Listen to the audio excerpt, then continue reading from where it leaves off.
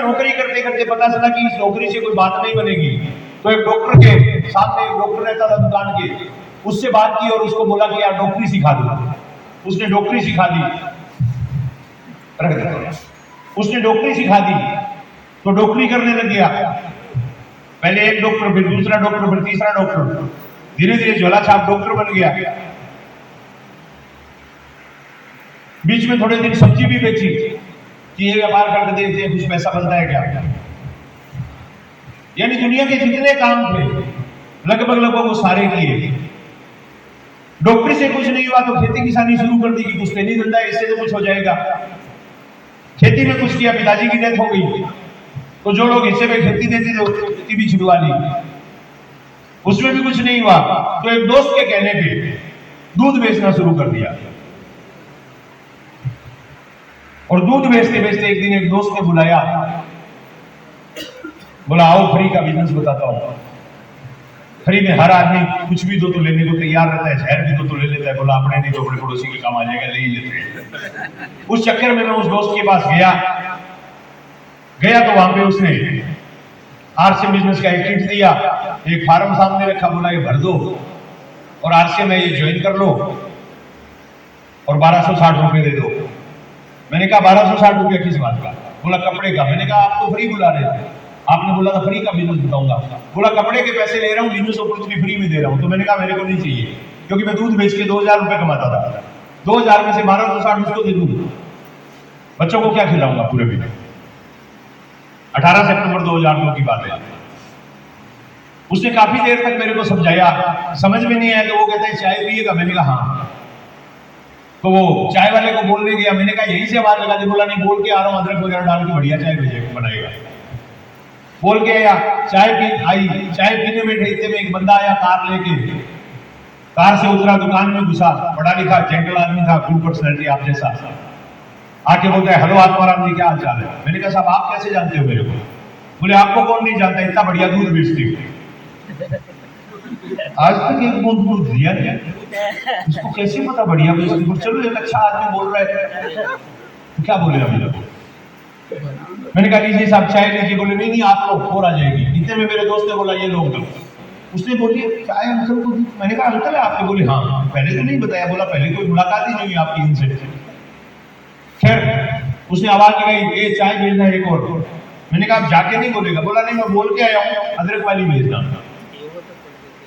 अब पूरे दिन वो अदरक वाली भेजेगा। कई साल बाद मेरे को पता चला वो बेचारा चाय वाला चाय तो अदरक वाली बना रहा था, वो चाय बोलने नहीं गया था। वो तो उसने बोल दिया कि दो चाय भेजना। वो चाय वाले के पीछे एक एसटीडी पीसीओ था। उस एसटीडी पीसीओ से चाचा जी को फोन करने गया था कि चाचा जी मुर्गा आ तो गया, हलाल नहीं हो रहा है, आप जल्दी आ जाओ। चाचा भतीजा मिलकर निपटा लेते हैं।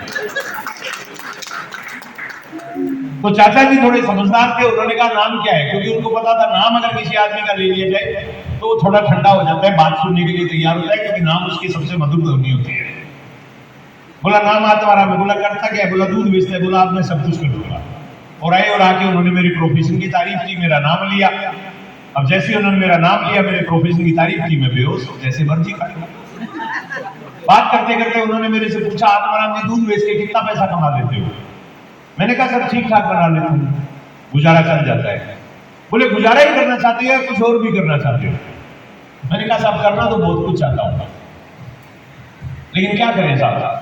सब्जी मैंने बेच ली, किराना में नौकरी मैंने कर ली, झोला छाप नौकरी मैंने कर ली, दूध मैं बेच रहा हूँ, खेती किसानी मैं करता हूँ, जानवरों को मैं पालता हूँ।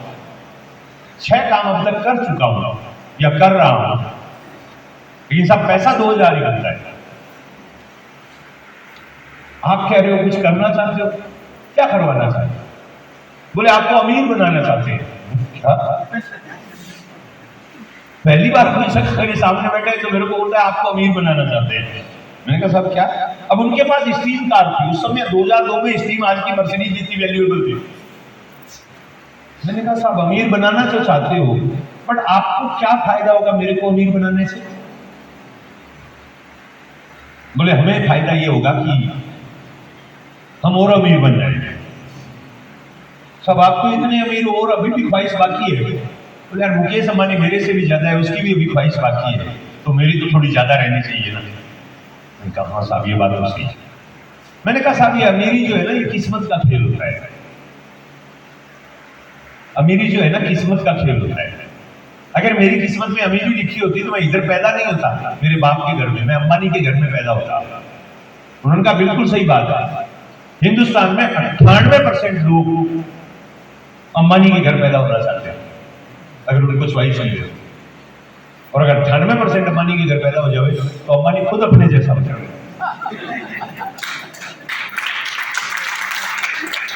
मैंने कहा साहब वो तो ठीक है, लेकिन अगर अंबानी के घर पैदा नहीं हो सकते तो साहब अमीर नहीं हो सकते। अंबानी मतलब कोई अमीर आदमी, अंबानी के घर पैदा नहीं हो सकते तो अमीर नहीं हो सकते। उन्होंने कहा अगर चाहो तो हो सकते हो, और बड़ा जोर दे के ये शब्द को बोला चाहो तो हो सकते हो। मैंने कहा कौन पागल है जो नहीं चाहता अमीर होना? बोले बहुत सारे हैं। मैं अभी घर से निकला था, एक भिखारी बैठा था, भीख मांग रहा था। मैंने उसको कहा भीख क्यों मांगता है, अमीर हो जा। बोला बना दो। बोला काम करना होगा। बोला फिर रहने दो। हर आदमी अमीर नहीं होना चाहता। जिसके पूंछ में आग लगी होती है अमीर बनने की, वही होता है। आपके लगी है क्या? उन्होंने कहा आग लगी है क्या? मैंने कहा आग नहीं लगी है, बम लगा हुआ है। कोई अगर बनावे तो फट जावे मिनटों में। बनाने की हिम्मत है तो बताओ। बोले ये 1260 रुपए दो, ये कपड़ा दो, ये फार्म भरो। मैंने कहा 10 मिनट कर, तो रिजेक्ट किया था। ये इससे अमीरी आएगी, 3 जोड़ी पैंट शर्ट से अमीरी आएगी? बोले हाँ इससे आएगी। कैसे आएगी? बोले ये 3 जोड़ी पैंट शर्ट में आपको वो बिजनेस दिया जा रहा है जिसकी सिफारिश आज से बहुत साल पहले दुनिया का नंबर 1 अमीर करके गया, सबसे पहला अरबपति करके गया, और उसकी सिफारिश पे दुनिया में आज जितने भी अमीर हैं वो सारे उसी की सिफारिश पे बने हुए हैं। मैंने कहा कैसे? बोले आपको साइकिल चलानी आती है? मैंने कहा हाँ। मेरे को सिखा सकते हो? मैंने कहा हाँ। आपसे पूछता हूं आपको साइकिल चलानी आती है? आती है? आती है तो बोलो ना यार, मेरे को सुनाई नहीं दे रहा है आप बोल रहे हो या नहीं बोल रहे हो। आती है ना? ओके। मेरे को सिखा सकते हो? पक्का? ओके। बाइक चलानी आती है? मेरे को सिखा सकते हो? पक्का? कार चलानी आती है?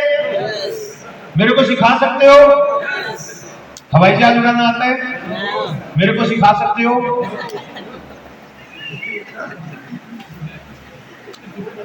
ये सवाल उन्होंने मेरे से पूछे और मैंने वैसे ही जवाब दिए जैसे आपने दिए। उन्होंने कहा अमीर बनना चाहते हो? अमीर बनना चाहते हो? किससे सीखोगे? जाओ सीखो, दरभंगा में कोई अमीर सिखाता है।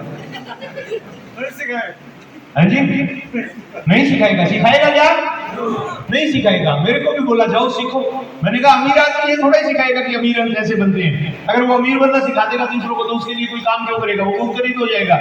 बोले एक आदमी है जो अमीर बनने का फार्मूला सिखा के दे और आज से बिजनेस उस फार्मूले पे खड़ा उतरता है। अगर आप ये ज्वाइन करते हो तो आप अमीर बन सकते हो। मैंने कहा पहले तो उस आदमी का नाम बताओ। बोले जे पॉल गेटी। इस दुनिया के पहले अरबपति बने थे मिस्टर जे पॉल गेटी। 26 साल की उम्र में, आपकी जानकारी के लिए बता दूं। और अरबपति बनने के बाद उन्होंने सारी दौलत दान दे दी थी। वाशिंगटन पोस्ट के किसी पत्रकार ने उनका इंटरव्यू लिया, पूछा सर आपके जैसा कोई आदमी बनना चाहे तो क्या बन सकता है? उन्होंने कहा यस बिल्कुल बन सकता है, 101% बन सकता है। बोला क्या करना होगा?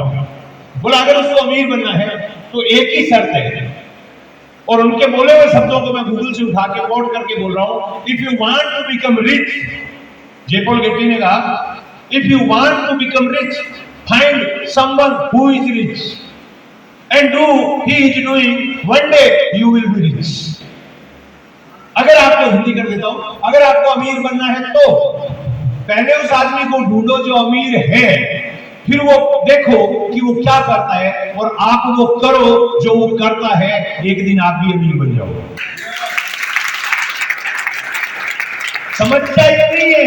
मैंने कहा साहब ये तो ठीक है, जे पॉल गेटी ने बोला गोरे के साथ गोरा रहेगा, रंग नहीं तो बुद्धि तो जरूर लेके खड़ा होगा। राजस्थानी में कहावत है, सॉरी, गोरे के साथ काला रहेगा, रंग नहीं तो बुद्धि तो लेके खड़ा होगा, कुछ तो बटेगा। मैंने कहा ठीक है, जैसी संगत वैसी रंगत, लेकिन मेरे को गरीब आदमी को अमीर रखेगा क्यों? और अगर वो साथ नहीं रखेगा तो मैं देखूंगा कैसे वो क्या करता है, और देखूंगा नहीं तो सीखूंगा नहीं, सीखूंगा नहीं तो करूंगा नहीं, करूंगा नहीं तो बनूंगा नहीं। एम आई राइट? उन्होंने कहा इसका इलाज भी जेपोल गेटी बता के गए, इसका इलाज भी जेपोल गेटी बता के गए। मैंने कहा वो जल्दी बताओ साहब, देर मत करो। बोले आप 1260 निकालो, बता रहा हूं। मैंने कहा 1260 को दे दूंगा, जेब में थे ही नहीं, देने थे ही नहीं। बट पूछ तो जाए, क्यूरियोसिटी क्यों पैदा करके जाए? घर में कोई गूगल थोड़ा ही बैठा है जो बता देगा। उस समय तो गूगल नहीं था ना। मैंने कहा साहब 1260 को दे दूंगा, पहले बताओ तो सही क्या बोला था उन्होंने। बोला मिस्टर जेपोल गेटी से उस पत्रकार ने यही सवाल किया, मेरे से किया है कि अगर कोई आदमी अमीर बनना चाहिए तो उसको कोई अमीर आदमी अपने साथ क्यों रखेगा? बोला रखने की जरूरत नहीं है, मैं बता देता हूं अमीर आदमी क्या करता है और कैसे अमीर बनता है। बोले साहब बताइए। बोला अगर आपको अमीर बनना है तो दुनिया में आपको 4 काम करने पड़ेंगे। किसी भी इंसान को इस पूरी पृथ्वी पर अगर वेल्थ क्रिएट करना है, अमीर बनना है, अगर रिचेस्ट लोगों में शामिल होना है, पूंजीपतियों में, अरबपतियों में शामिल होना है, करोड़पतियों में शामिल होना है, तो उसको ये 4 काम करने पड़ेंगे। पहला, अगर आपको अमीर बनना है तो आपके पास एक बिजनेस होना चाहिए। बिजनेस, बिना बिजनेस के आप अमीर नहीं हो सकते। एक सवाल पूछूं आप लोगों से, दरभंगा का सबसे अमीर आदमी कौन है? कोई जॉब वाला, कोई किसान, कोई मजदूर या कोई बिजनेसमैन? बिजनेसमैन। बिहार का सबसे अमीर आदमी कौन है? कौन है? बिजनेसमैन। इंडिया का सबसे अमीर आदमी कौन है? और दुनिया का सबसे अमीर आदमी कौन है? ये इस बात को साबित करता है कि अगर आपको अमीर बनना है तो आपके पास एक बिजनेस होना चाहिए। यस और नो? पहली साल बिजनेस होना चाहिए। अब बिजनेस होना चाहिए तो बिजनेस के अलावा जितनी भी चीजें है ना, उसमें कांटा मार दो, वो अमीर होने के लिए नहीं है। वो कोई भी काम आप करते हो, पेट पाल सकते हो, अमीर नहीं हो सकते हो। और ये बात मैंने नहीं बोली है, जेपोल गेटी की बोली हुई है, गूगल से उठा लीजिए। अगर आपको अमीर बनना है तो पहला काम क्या होना चाहिए? आपके पास एक बिजनेस होना चाहिए। दूसरा, मैंने कहा साहब जल्दी बताओ, लेट हो रहा हूं। आपका बिजनेस एफएमसीजी का होना चाहिए, फास्ट मूविंग कंज्यूमर गुड्स। ऐसे उत्पाद जो रोजमर्रा की जिंदगी में काम आते हो, जैसे हल्दी, मिर्ची, नमक, दालें, चाय, मसाले, साबुन, शैम्पू, पेस्ट, कपड़े, जूते, यानी रोजमर्रा की जिंदगी में काम आने वाले फास्ट मूविंग कंज्यूमेबल गुड्स आपके बिजनेस में होने चाहिए। मैंने कहा साहब मैं तो दूध बेच रहा हूं, सबको ही चाहिए। मैं थोड़ा खुश हुआ कि चलो यार अपन जो कर रहे हैं ना उसी से काम हो जाएगा। मैंने कहा साहब तीसरा, बोले आपका बिजनेस बहुआयामी होना चाहिए, बहुत सारी जगह फैला हुआ होना चाहिए। एक जगह पे कोई भी दुर्घटना, बाढ़, भूकंप, कुछ भी हो, जैसे इक्वाडोर में अभी भूकंप आया, सब कुछ तहस नहस हो गया। थोड़े दिन पहले टर्की में आया, सब कुछ तहस नहस हो गया। हमारे यहाँ पे भुज में आया, अभी तक वहां जो बिजनेसमैन लोग थे वो आज की मतलब के खड़े नहीं हो पाए। आपका बिजनेस बहुत जगह फैला हुआ होना चाहिए, पूरी दुनिया में हो, बहुत अच्छी बात है, नहीं तो कम से कम आपके देश में तो होना चाहिए।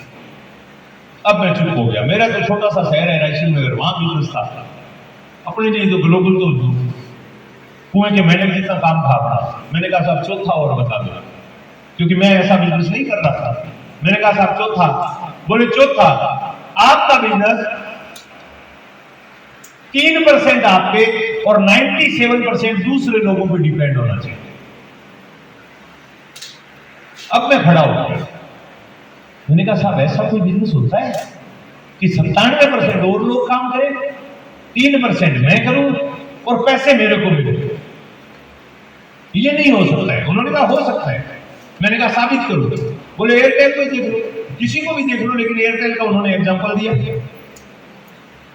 अभी जियो का मैं लेटेस्ट दे देता हूं आपको, एयरटेल की जगह जियो कर देते हैं, क्योंकि एयरटेल के मेरे पास डेटा नहीं है। मुझे शायद 29 करोड़ सब्सक्राइबर है, लेकिन एयरटेल का मैं प्लान रखता नहीं हूं, इसलिए मेरे को पता नहीं है। मेरे पास जियो है, तो मैं जियो से एग्जांपल दे देता हूं। मुकेश अंबानी जी ने 2017 में चाइना की एक कंपनी से बात की और जियो की सिम का कॉन्ट्रैक्ट किया, और यहाँ पे 50,000 लोगों की एक टीम बनाई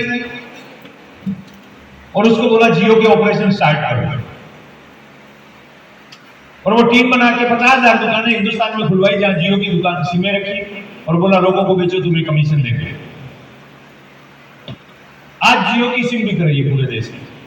63 करोड़ सब्सक्राइबर है जियो के, 63 करोड़ सब्सक्राइबर है। रिलायंस जियो का आरपू जो है, रेवेन्यू पर यूजर, वो 200 कुछ रुपया है, 208 या 210 ऐसा कुछ है।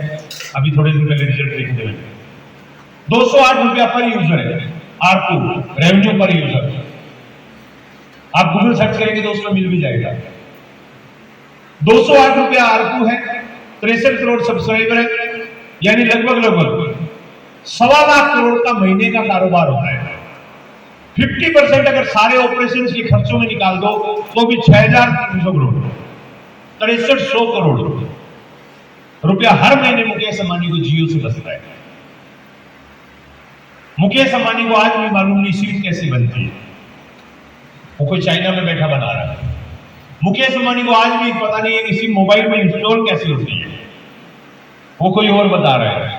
मुकेश अंबानी को यह भी पता नहीं सिम बेची कैसे जाती है, वो कोई और बेच रहा है। और मुकेश अंबानी को यह भी पता नहीं खंबा कैसे गाड़ा जाता है जमीन में, उस पर टावर कैसे लगाया जाता है और फ्रीक्वेंसी कैसे सेट की जाती है, वो कोई उनका इंजीनियर कर रहा है। यस और नो? 97% काम कोई दूसरे कर रहे हैं। मुकेश अंबानी को तो 3% ये मालूम है कि जियो क्यों चलाना है, बाकी कैसे वाले सब दूसरे। यस और नो? 97% लोग दूसरे करते हैं, 3% मुकेश अंबानी करते हैं। 6300 करोड़ महीने की कमाई है। इसका मतलब ऐसा काम होता है। मैंने कहा साहब मुकेश अंबानी कर सकते हैं लेकिन मेरा तो नहीं हो सकता। उसके तो बाद में धीरूभाई अंबानी ने सब कुछ बना के दिया, मेरे को तो कोई नहीं बना के देके गया मेरा बाप। बोले आपके लिए हम बैठे ना, आपको भी बनवा देंगे। कैसे बनवा दोगे? बोले आरसीएम ज्वाइन करो। मैंने कहा इससे कैसे बचे? बोले आरसीएम एक बिजनेस है। मैं आपसे पूछता हूं क्या आरसीएम एक बिजनेस है? यस, आरसीएम एक बिजनेस है। इन्वेस्टमेंट कितना है? 10 लाख करोड़ का है। 10 लाख करोड़ का इन्वेस्टमेंट है। बिजनेस होगा तो इन्वेस्टमेंट होगा होगा होगा, बिना इन्वेस्टमेंट के बिजनेस हो ही नहीं सकता। लेकिन इसमें आपका इन्वेस्टमेंट नहीं है। फर्क सिर्फ इतना है कि इसमें इन्वेस्टमेंट आपका नहीं है, टीसी छाबड़ा जी का है। यस और नो? यानी आरसीएम एक बिजनेस है और इसमें भी इन्वेस्टमेंट है, बस आपका और मेरा नहीं है, टीसी सर का है। तो आरसीएम एक बिजनेस है। दूसरा, आपका बिजनेस एफएमसीजी का होना चाहिए। आरसीएम में एफएमसीजी है या नहीं है? जो भी सामान है गुड मॉर्निंग से गुड इवनिंग और गुड इवनिंग से गुड मॉर्निंग तक के है। यस और नो?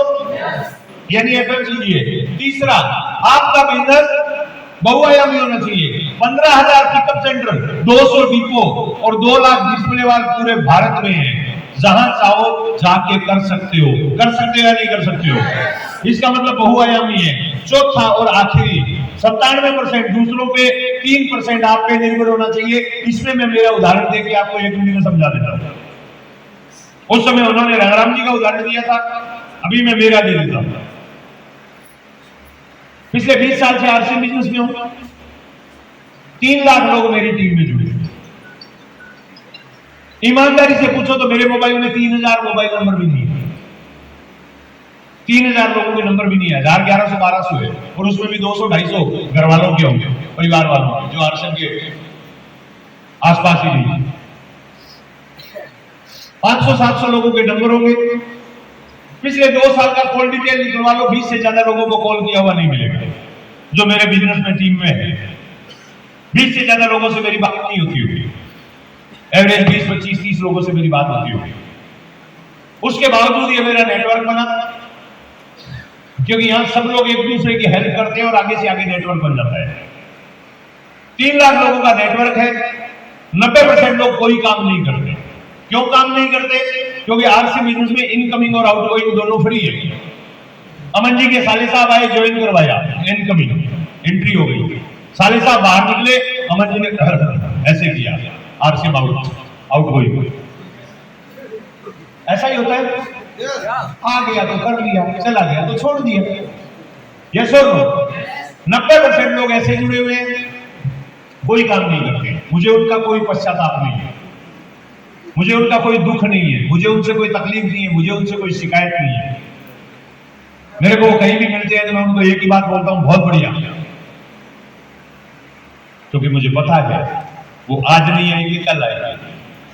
अब नहीं आएंगे, 10 साल बाद नहीं आएंगे, वो नहीं आएंगे, उनके बच्चे आएंगे। बच्चे नहीं आएंगे तो बच्चों के बच्चे आएंगे। आना